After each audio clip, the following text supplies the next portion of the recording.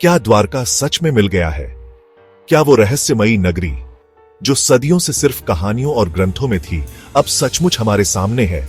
चलो इंडिया के सबसे बड़े रहस्य की कहानी सुलझाते हैं।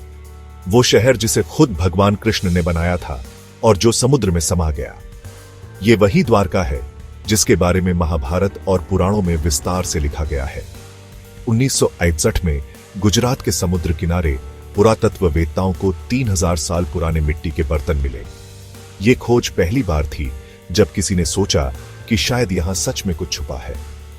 10 साल बाद पानी के नीचे की टीमों को तांबे के सिक्के और बड़े बड़े ग्रेनाइट के ढांचे मिले, सबूत देते हुए कि लहरों के नीचे एक पुराना शहर है। ये खोजें धीरे धीरे दुनिया भर के वैज्ञानिकों का ध्यान खींचने लगी। लेकिन असली मजा तो 2000 के दशक में आया जब तकनीक ने खोज को नई दिशा दी।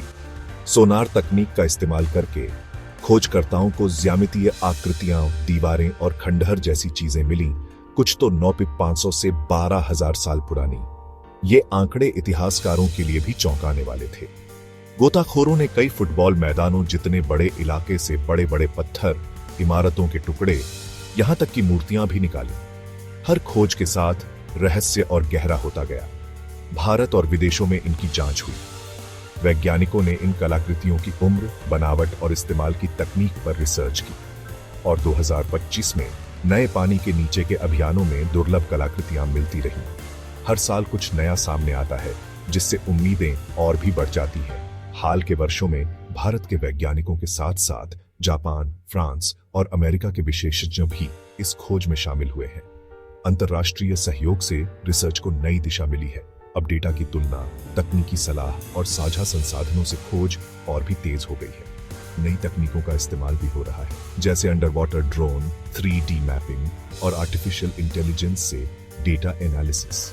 इनसे समुद्र के नीचे छुपे ढांचों की ओर भी साफ तस्वीरें मिल रही हैं और छोटे छोटे अवशेष भी अब आसानी से खोजे जा सकते हैं। कई विशेषज्ञों का मानना है कि ये खोजें न सिर्फ द्वारका बल्कि पूरी प्राचीन भारतीय सभ्यता की समझ को बदल सकती है। कुछ का कहना है कि अगर ये ढांचे सच में इतने पुराने हैं तो भारत की सभ्यता दुनिया की सबसे पुरानी सभ्यताओं में गिनी जाएगी। इन खोजों का सांस्कृतिक असर भी गहरा है।